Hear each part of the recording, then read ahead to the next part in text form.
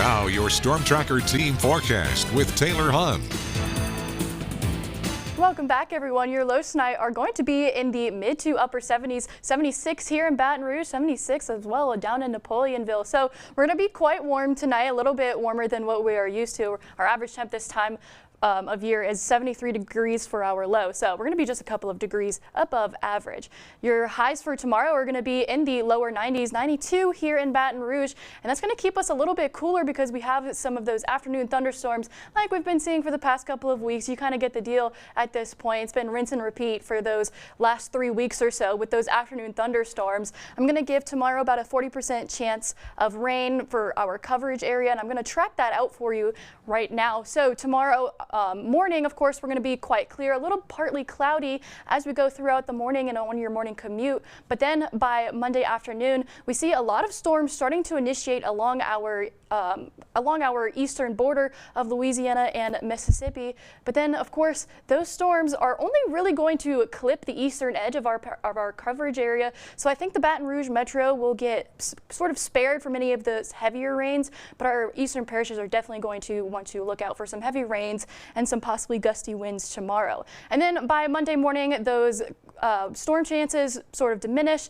and then by Tuesday afternoon, we get back to that thunderstorm pattern like we've been seeing over the past couple of weeks. I feel like a broken record at this point, the amount of times I'm saying just afternoon thunderstorms. So for your 7-day rain chances, unfortunately, those rain chances are not going anywhere. For Monday and Tuesday, I'm going to give that about a 40 and 50%.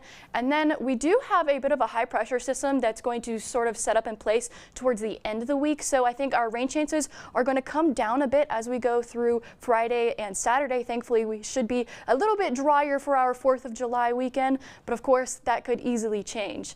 Now, looking at the upper level pattern, we do have a sort of low pressure system sitting in the Gulf right now that's causing a bit of disturbed showers along the Gulf Coast. And I'm going to get to that in just a minute, but I want to point out this high pressure system out to our west that's going to make its way over the state of Louisiana just a little bit south of us.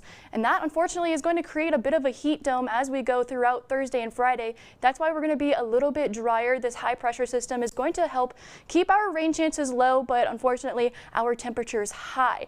And then by next weekend, this low pressure system is going to try and make its way back into the Gulf Coast. And unfortunately, I think that could be some chance of some development for some tropical system. But as of right now, Tropical Storm Barry, if we're going to track the tropics, Tropical Storm Barry is going to make its way up into Mexico. Thankfully, no threat here to us in the United States. But then if we want to talk about that system up in the Gulf Coast, the National Hurricane Center has labeled a 20% chance of development over the next 7 days.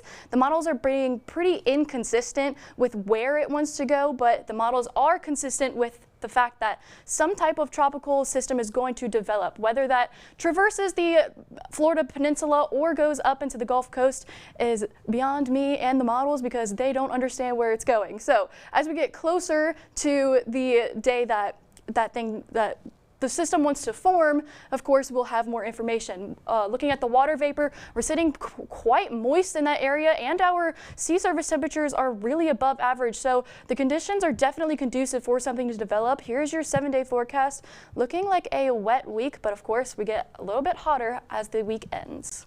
Lots of great information there.